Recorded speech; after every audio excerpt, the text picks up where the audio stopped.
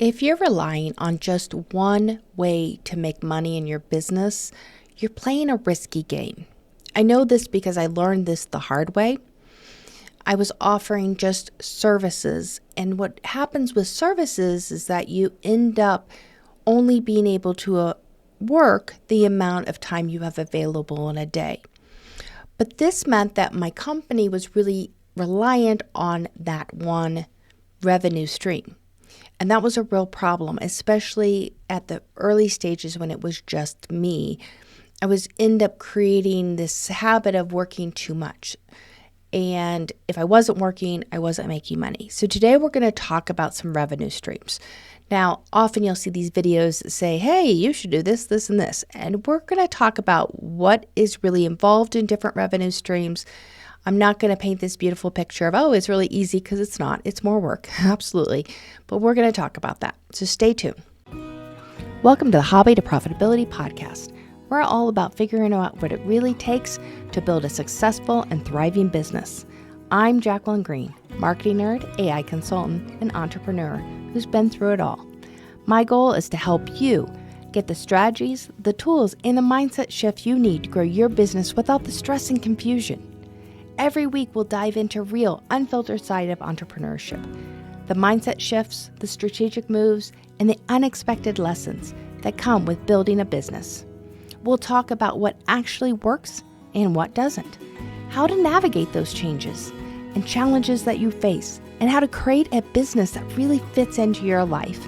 If you're ready to turn your passion into profit without the overwhelm, you're in the right place. So I understand when you are starting out or you're building a business, it might be you might have one employee, you're juggling a lot. There's a lot of unanswered questions, a lot of uncertainty within your business. And one of the fastest things that you have to do right off the bat is create a revenue stream for your business, and not just any revenue stream. You have to have it consistent. If you do not have a consistent revenue stream, then you're going to have cash flow issues. I promise you, I've been there. If you're not bringing in revenue, cash flow problems are going to apply. And then as you grow your business, that will continue to be a problem. But you can actually create multiple revenue streams. Now, I know a lot of books say, oh, focus on one thing, focus on one thing. And I'm not getting away from focus on what you do and what you offer, but how can you use what you do and maximize it for additional revenue streams? So we're going to talk about 3 different ways that you can do this. And then lastly, I'm going to give you a bonus revenue generation idea. Just because I had initially signed this up and said, okay, we're going to do 3. And then when I was reading through, okay, the 3 we're doing, well, this 4th one kind of relates to it, but I don't want to go back and change everything. So I'm just giving you a bonus. So that's how it works. So today, let's talk about these revenue streams. First of all, let's go back into why is it such a problem when you only have one revenue stream? Now, we are primarily a service-based company, and with service-based companies, we struggle with that number of hours that you have available to work is the basic revenue you're generating. So if you're charging an hourly, now we charge a little bit differently, but let's say you're charging an hourly rate, you have approximately 40 hours a week to work, but you're not going to be able to bill all the time. You have marketing, you have accounting, you have lots of other parts to the sales process, networking. You have so many other parts of your business that are not billable. They just aren't. So in a 40-hour work week, you're looking at, as a CEO, you should be able to bill about 20%. If you're a worker bee in your business, building a business, you're looking at about 30%. So, what does that look like? Or about 30 hours, not 20% or 30%, 30 hours. But you have to be really cognizant of those hours. Now, a lot of us starting out work a ton more than the 40 hours. But that's so we can get all the other things done as well. So when we look at this and look at those revenue streams, it can be a real challenge within a business, because if you're so reliant on that service or that service base for revenue, when you get too busy doing that service, then you spend less time doing the marketing or the sales.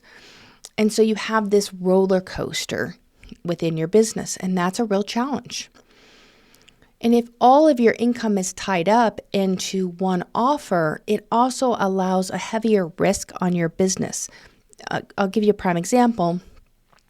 As an interior designer going into COVID, I actually assisted other interior designers with a lot of their drafting. That was the company I originally had started creating, was how can I support other designers? And one of it was drafting services. Well, guess what? I worked on the commercial side.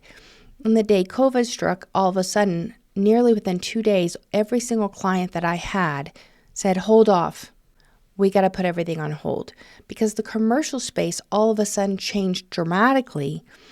Now, the residential, a lot of my clients went into residential work, and that's a totally different, product line for me. Even though you think, okay, well, I'm drafting for a house versus a commercial property, completely different structure, price structure.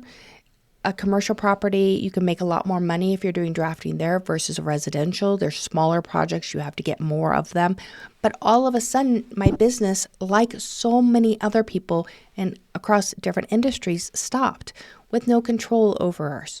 I have another friend who works for a company, and they do hiring for one huge healthcare company, just one. And every time we talk about it, it almost like it stresses me out a little. I'm like, you work for a multi-million-dollar business that serves one big corporation. Now, granted, it is a big corporation, but that's really scary. That corporation goes down, it loses, it gets rid of people. These things happen, and it's part of life. And if you only have that one revenue stream on that bigger scale, it can take down a nice multi-million-dollar business with it. And so we have to take that into consideration when we're building a business that is going to be scalable, that we want growth beyond ourselves. We want it beyond just the service side. So what do those streams look like? And what could you implement today that are fairly, I don't want to say the word easy, but doable? We're going to do doable. Because I love when people get on, I listen to a lot of videos and podcasts, like, oh, it's really easy. And then you get into it and it's like, no, it's not hard, but it's time consuming. So let's talk about this. The first one is digital products. This has passive income potential. This is, you create something one time and you're basically selling that original asset over and over and over. This could be something like an ebook. It could be a templates to do things. It could be courses. It could be guides. A perfect example of templates. My son is getting married, and I wanted to buy for Christmas my beautiful future daughter-in-law a wedding planner. And I started looking at them. There are a million different templates and options on Etsy. There are tons of them out there. I couldn't pick one because that's something kind of personal, that she might want this template, she might want that template. But here are wedding planners who are creating their templates that they're probably using themselves, making them pretty, and then turning around and selling them as a digital product. So you're creating something one time, and then you have unlimited sale opportunity, and you can do it through services like Etsy. Now, you're not going to make a ton of money off of one sale. The idea is that you get multiple sales. You're also going to be serving a different customer. So this isn't necessarily the customer who's going to buy your product or your service. So using the wedding example, if you're a wedding planner and you create these templates and you sell the templates, chances are the person, the bride that's purchasing those, probably either is not going to be your ideal client for one of two reasons. One, they're geographically not in your area. So it opens up a new market for you from a geographic standpoint. And number two, they may be also on a lower budget than what you might accept as a wedding planner. And that is the case in a lot of situations. Unfortunately, not everybody can afford your products. Courses is another great example. We offer courses at Behind the Design. Why do we do this? Because I understand that not everybody can afford to pay for our services and have us do it for them.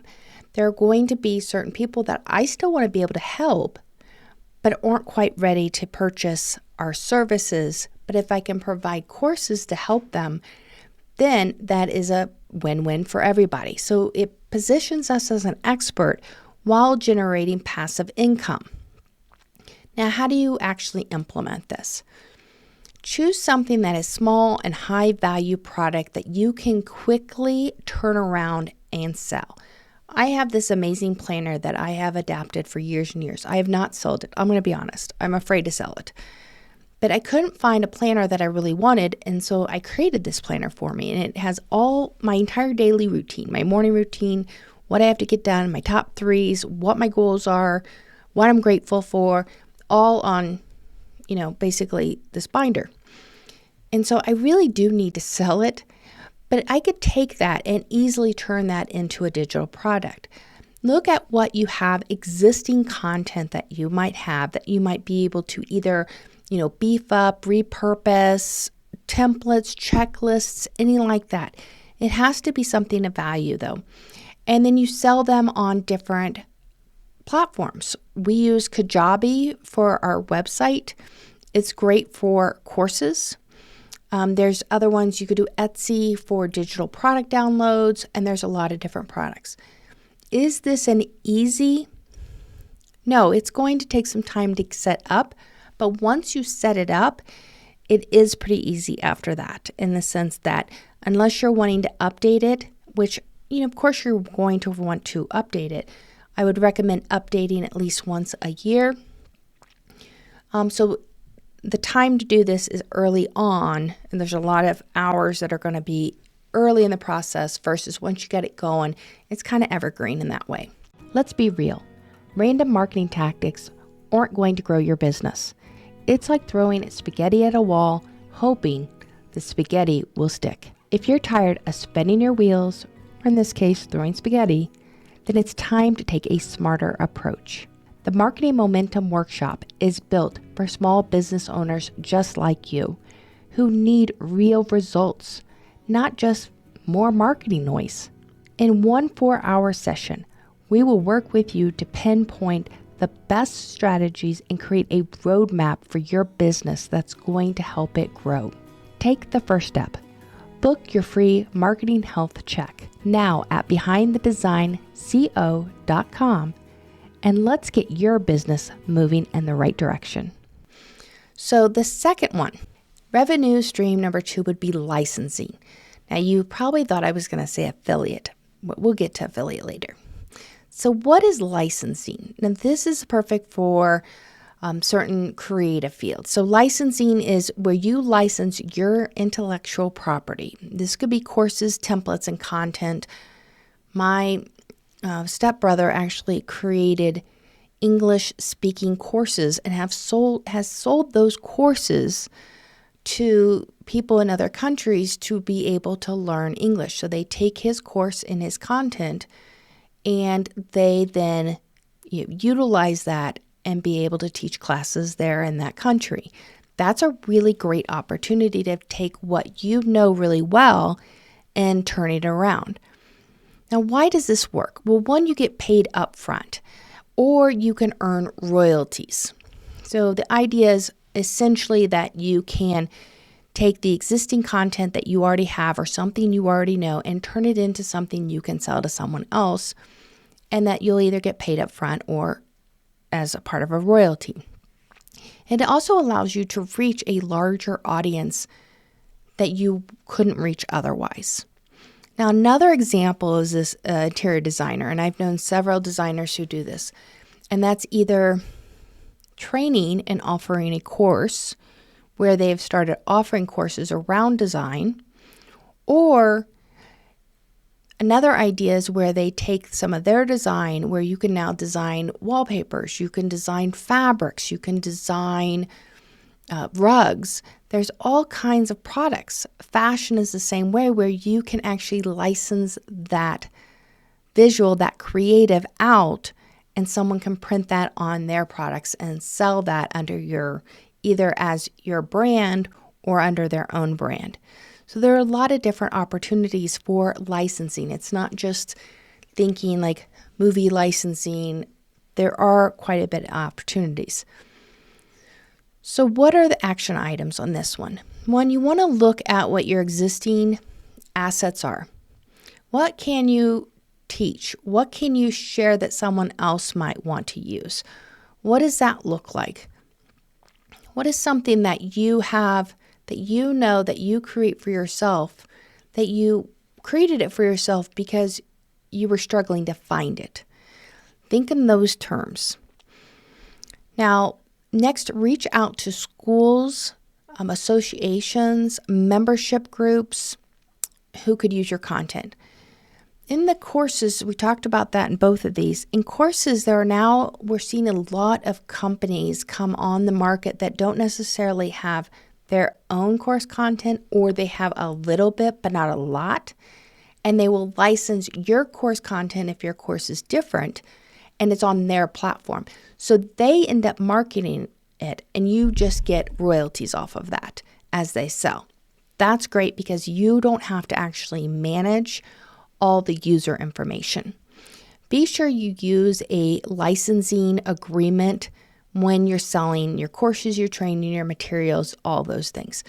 In this one, you are going to have legal representation if you are licensing anything. So be sure to consult a lawyer because it's your intellectual property. You own that. And so you want to be really careful that you're not giving it away, that you're being paid accordingly and it's within the standards and you're not going to essentially get screwed. Sorry being so blunt, but that's the truth of it. All right, the next revenue stream we're going to talk about is memberships and subscription models. Now, we've heard a lot about subscriptions and memberships. It's actually become such a crazy thing. If you think about Netflix, Hulu, Disney, every channel now has some subscription base. It's essentially the same content idea. Is you create content and reoccurring revenue model by sharing that to customers. So this is something where I give away this for free on my blog, but I'm going to give you all the really good, juicy stuff if you join my membership. Now, memberships can be completely what you want of it, how much content you're going to share. If you have a lot of knowledge and you want to share that on a regular basis, but don't necessarily want to create a course, or you want to create a community and course along with your course, then memberships and subscriptions are really great. You can do this where they pay a fee upfront or a regular reoccurring monthly. So it does provide predictable and reoccurring income. You can build a loyal community as long as you're giving just outrageously good content and expertise. And it's an affordable way for your customers to be able to engage with your brand. This is perfect for service spaces as well if you have a service. Now, I've even heard of situations where construction companies, more like trades like plumbing, electricians, HVAC, where you can buy into memberships for them and you get certain things. So as a member of this HVAC community, we come out and service your unit twice a year. You get a discount on the hourly. If there's an emergency call, you get X, Y, and Z. So it doesn't necessarily have to be content that you're putting out there. It can be, some sort of discount. And you can control what you're making annually because those subscriptions or memberships are dependable. If they're paying an annual fee to be part of your membership, then they're going to be part of that. So it actually has a lot of benefit. A business coach could also offer $49 monthly memberships with live Q&A, templates, private community, all those things. My husband's a part of a real estate community for real estate investors. It was definitely not cheap to get in. It was an upfront cost, but it has definitely paid for itself over and over and over. it's an amazing community. So there are ways to do this. Now, this one does require a little bit more work. Now, in the sense of the trade or company, like an HVAC system, that type of membership, or car washes, you belong as a member, and then you can run through the car wash as much as you want. Those are a little bit easier. That's just part of marketing and promotion. But if you're truly giving content and giving additional expertise, you have to be incredibly active within the community. You have to respond to people. You have to be constantly creating content. This one takes a lot more. So there are sites out there. I mentioned Kajabi. Kajabi has a community part of their business and of their website. It comes with every website. There are a couple other ones as well, but I'm not familiar with them as well. But the idea here is you need to make sure you're keeping the value there to focus on that retention. You have to have members engaging, being active. If they're not active, they're going to drop that subscription. Now, here's the bonus, is the revenue stream is going to be affiliate. Now, the reason I wanted to cover affiliate is for twofold. One, I wanted to explain a little bit about affiliate, that it does take work. If you truly have a good affiliate relationship and want to make a good sizable amount of money through affiliates, it takes work. So if you're listening to somebody and they're going, oh no, you just sign up here and it's easy. No, you're essentially becoming their marketing person. And so it's important to understand that going in. So an affiliate is where you're earning commission by recommending products or services that you already use and trust. A lot of people, especially in the influencer arena, will say, oh yeah, I use these products, and they don't. Now, I can tell you 100% if I recommend a product to you, I use that product. I use Kajabi. I have an affiliate relationship with them. I also use High Level for our CRM. I have an affiliate relationship with them. But if you want to really make money with affiliates, you have to market the crap out of it. You have to show how you're using it. You have to give tips. You have to build videos. You have to promote it on your social. If you really want to make money at it and you want it as a viable, there is a lot of work to be done. Just putting a link on your website is not going to really generate a stable revenue. So that's really important to understand. Now, part of it is my ethics. I don't want to promote a product. I'll offer and tell you products out there, but I'm not going to tell you I use this or I recommend it if I don't. I just have this thing. I don't want somebody else.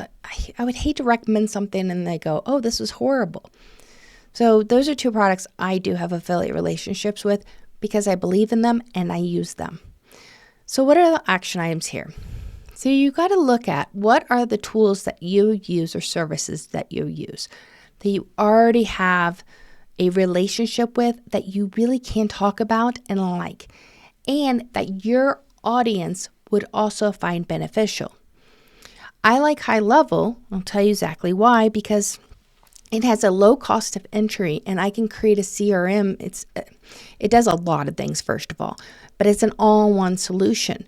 It is a fraction of the cost of its competitors.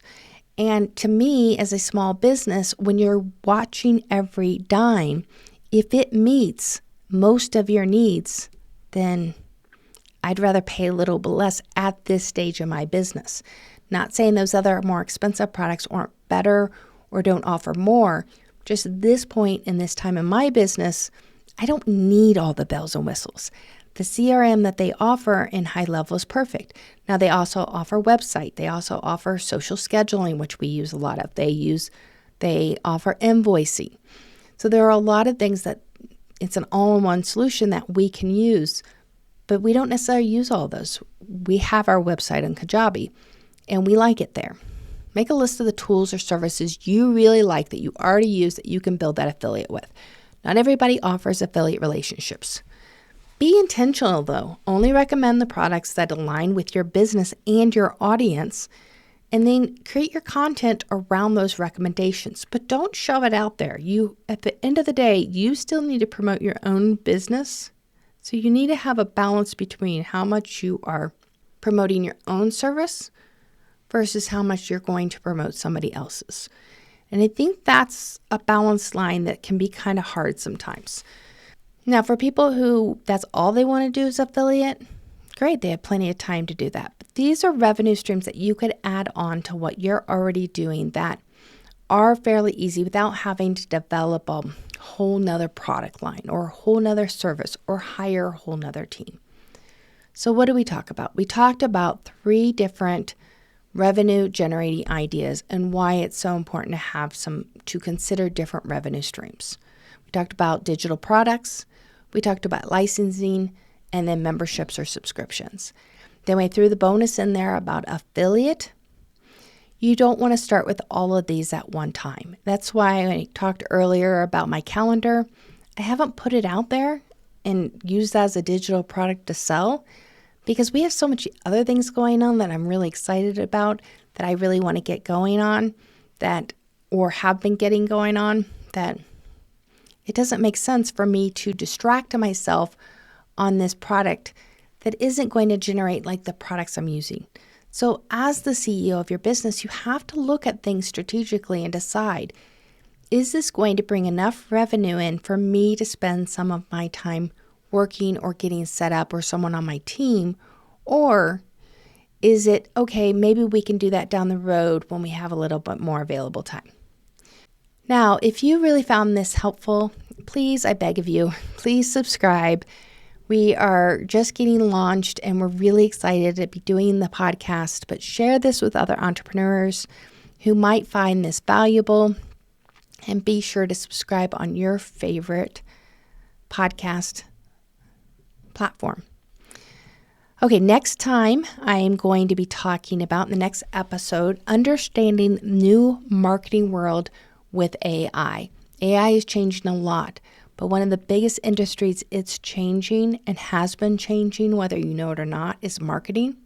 And so I'm going to give you kind of a little outline. And being someone who's been in marketing pretty much my entire career, one way or the other, it's incredibly interesting, fun, exciting, scary, all those things. And so we're going to talk about that. I will see you next time. Thank you for listening to the Hobby to Profitability podcast with Jacqueline Green. If you enjoyed this episode, be sure to subscribe, leave a review, or share it with a friend. You can learn more about Behind the Design at our website at behindthedesignco.com, and be sure to connect with me on LinkedIn or subscribe to the Behind the Design channel on YouTube for more great business growth strategies. Now, I'll see you next time.